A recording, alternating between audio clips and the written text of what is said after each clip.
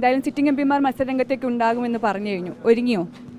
അല്ല, ഞങ്ങളോടൊന്നും ഒഫീഷ്യലി ഒന്നും പറഞ്ഞിട്ടില്ല കേട്ടോ.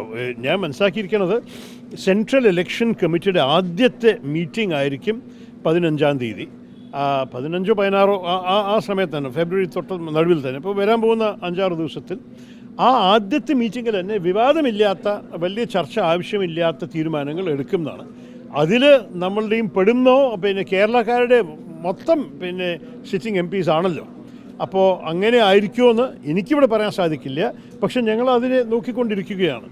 അഥവാ അപ്പോൾ പ്രഖ്യാപിച്ചിട്ടില്ലെങ്കിൽ എന്തായാലും അടുത്ത റൗണ്ടിലെങ്കിലും ഒരു പ്രഖ്യാപനം ഉണ്ടാകും വിചാരിക്കുന്നു. കാരണം എന്തായാലും സമയം കൂടുതലില്ല, നമ്മൾക്ക് ഇറങ്ങണം. കോൺഗ്രസ് പാർട്ടിക്ക് അറിയാം, പണ്ടുകാലത്തെ പോലെ ലാസ്റ്റ് മിനിറ്റിൽ പേര് പ്രഖ്യാപിക്കണത് ശരിയല്ല. അപ്പോൾ പാർട്ടി തന്നെ തീരുമാനിച്ച് കുറച്ച് നേരത്തെ ചില പേരുകൾ ഇറക്കുന്നു.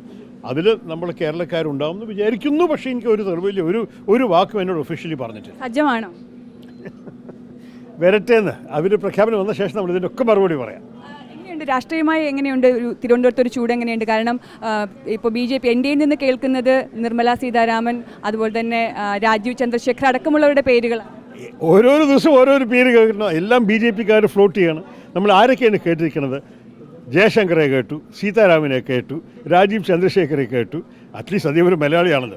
നരേന്ദ്രമോദിയുടെ പേരും കൂടി കേട്ടു. എടീക്കോട് സോമനാഥ് ISRO ചെയർമാൻ്റെ പേര് കേട്ടു. അപ്പം നമ്മൾ ഈ പേരുകളൊക്കെ കേട്ടിട്ട് മിണ്ടാണ്ട് എല്ലാം കേട്ടുകൊണ്ടിരിക്കണം.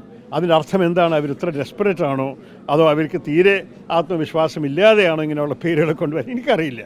പക്ഷേ അവസാനത്ത് ഏത് പേര് കൊണ്ടുവന്നാലും നമുക്ക് നമ്മുടെ പ്രവർത്തനത്തിന് വേണ്ടി നിൽക്കാനും, നമ്മളുടെ മൂല്യങ്ങൾക്ക് വേണ്ടി നിൽക്കാനും, നമ്മളുടെ എല്ലാ വിധത്തിലും ജനങ്ങളൊപ്പം നിൽക്കാനുള്ള ഒരു സന്ദേശമാണ് നമ്മുടെ സൈഡ്. അപ്പോൾ ആര് വന്നാലും അവസാനത്തിൽ നമ്മൾ ചെയ്യാൻ പോകുന്ന പ്രചരണത്തിൽ ഒരു വ്യത്യാസവും വരില്ല. അതായത് ആത്മവിശ്വാസം ഉണ്ട്. എനിക്ക് ആത്മവിശ്വാസം ഉണ്ടെന്ന് മാത്രമല്ല, ഞാൻ ഇതുവരെ നിങ്ങൾക്കറിയാമല്ലോ, ഈ 15 വർഷക്കാലം ഞാൻ ഒരു മനുഷ്യനെ ആക്ഷേപിച്ചിട്ടല്ല രാഷ്ട്രീയം ചെയ്തിരിക്കണം. എൻ്റെ എതിരെ ആര് നിന്നാലും ഞാൻ അവരെ ബഹുമാനിക്കും, അവരെക്കുറിച്ച് ഒരു മോശവാക്ക് പറയില്ല. അതാണ് എൻ്റെ രീതി. അപ്പോൾ ആര് വന്നാലും എന്താ വ്യത്യാസം? അവസാനത്തിൽ നമുക്ക് ഈ നാടിൻ്റെ ഭാവിയെക്കുറിച്ചും നമ്മളുടെ തലമുറയ്ക്ക് എങ്ങനെയൊരു ഭാരതമാണ് കാണേണ്ടത് അതൊക്കെ ചൂണ്ടിക്കാണിച്ചിട്ടല്ലേ നമ്മൾക്ക് ഇറങ്ങേണ്ടത്. അതാണ്. സംഘടനാതലത്തിൽ ശക്തമാണോ പാർട്ടി? തിരുവനന്തപുരം മണ്ഡലത്തിൽ കഴിഞ്ഞ തവണ ഈ എന്താ പറയുക, അഭ്യർത്ഥന പോലും എല്ലായിടത്തും എത്തിയിരുന്നില്ല എന്നുള്ളൊരു പരാതി ഉണ്ടായിരുന്നു. നോക്കൂ, എല്ലാവിടെയും എത്താം. 2 വർഷം കോവിഡ് സമയത്ത് പോയി, അത് വെച്ചിട്ട് ബാക്കി എല്ലാവിടെയും ഒക്കെ പോയിട്ടുണ്ട്, ഇനിയും പോയിക്കൊണ്ടിരിക്കും. പക്ഷെ നോക്കൂ, നമ്മൾ ജനങ്ങളോട് ചോദിക്കുന്നത് നിങ്ങൾക്കിത് തുടരണോ, ആഗ്രഹമുണ്ടോ, ഇങ്ങനെ ഒരു വ്യക്തിയെ നിങ്ങളുടെ പ്രതിനിധിയായിട്ട് കാണണമെന്നുണ്ടോ? അത് മതി, അത് ഞങ്ങൾ ചോദിച്ചോളാം. വരട്ടെ. Thank you.